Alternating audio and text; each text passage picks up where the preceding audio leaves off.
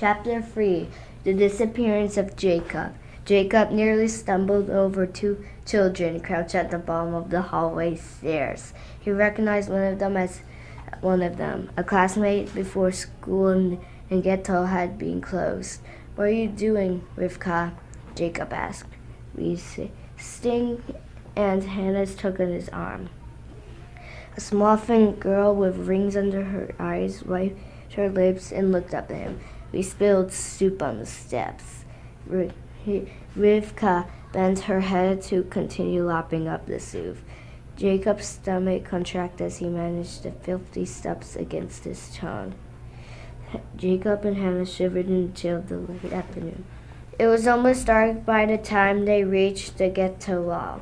Hannah pulled away a few stones, uncovering a small hole that opened into a narrow alley. "Where are the guards?" asked Jacob. "They always go across the street for coffee at 4, Aunt Hannah whispered. She motioned Jacob to crawl through the hole. He hesitated. He heard gunshots at night when others attempted to escape.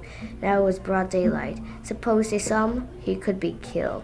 It was too late to go back. Hannah stood behind him. Ahead promised escape. They moved forward and stepped into the deserted alley.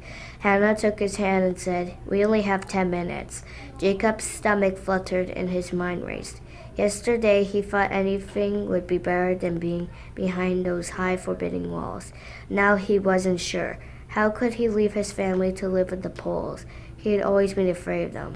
Even Stasik, with his affection slaps and rough jokes. More than once Jacob had run home crying because the Polish boys threw icy snowballs at him.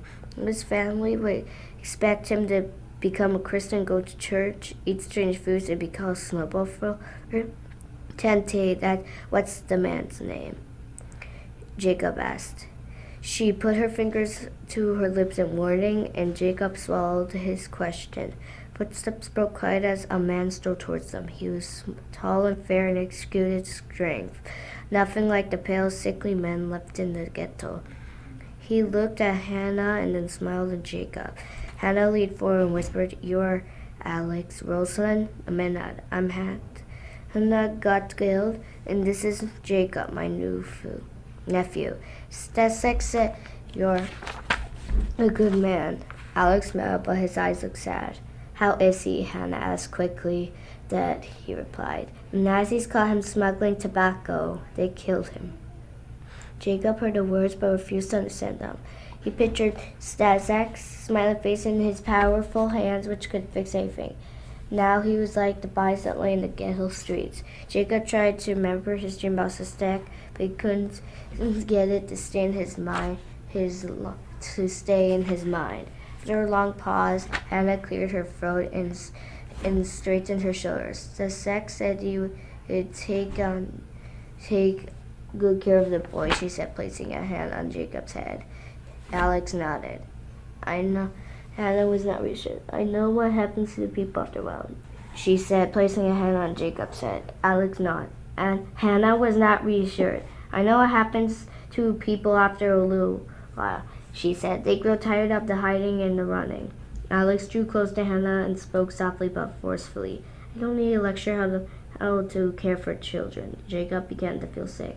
Squatting down in front of Jacob, Alex said, "The only promise I'll make to you is to you, Jacob." Jacob struggled through his terror to listen to the man's words. He forced himself to look at Alex's brilliant blue eyes. "I promise you'll be safe with me." The words felt like an embrace. "Come," Alex said softly, taking Jacob's hand. Hannah began to sob and reached for him. Jacob pulled away angrily. "This is Aunt Hannah's idea. Why was she making it harder?"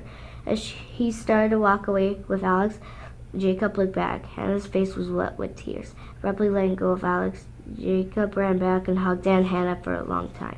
Finally, he let go. "I'll be all right, Tante," he said quietly. Then he turned from her and walked quickly towards Alex. He knew that if she looked back, Aunt Hannah would be gone. Alex led Jacob down the alley and out to the street, taking long strides. Jacob had to skip and run to keep up. "From now on, I'm Uncle Alex, and you're no longer Jacob," Alex said. Jacob looked up surprised. "Of course you'll always be who you are, but I'm giving you a new name," Alex continued. My nephew, Ganyek, lives in the country and you look a little like him. From now on, you'll have his name. You'll be Genyak. It's a good, polished name. Alex looked down at Jacob. You understand? He must think him stupid, Jacob thought, but he said, Yes, Uncle Alex. Alex patted him on the shoulder, satisfied. Where are we going? Jacob asked. Home. How long will I be staying there? I don't know, Genyak, Alex said. What's going to happen to the rest of my family? When will I see you again?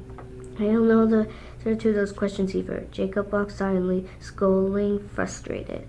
Alex stopped walking and turned to Jacob. You're a little old man, Genyak, he said gently. Let me do the worrying for a while. I'm sorry I can't answer your questions, but I can make you two promises. One you knows already knows. I told you that you'd be safe. Another thing you should know, Genyak, is this. You're going to stay a Jew. You'll be part of my family, but no one will take your religion from you. Jacob still troubled looking at Alex, but he was beginning to feel better. He liked Alex, who talked him into being an adult. This man wasn't like Antenna, who wanted to protect him but couldn't. Just that matter. Since his father left, Jacob felt relaxed even when they still their path, nodding at Alex. When they finally reached Alex's house, Jacob was out of breath and tired. He walked this far in a long time.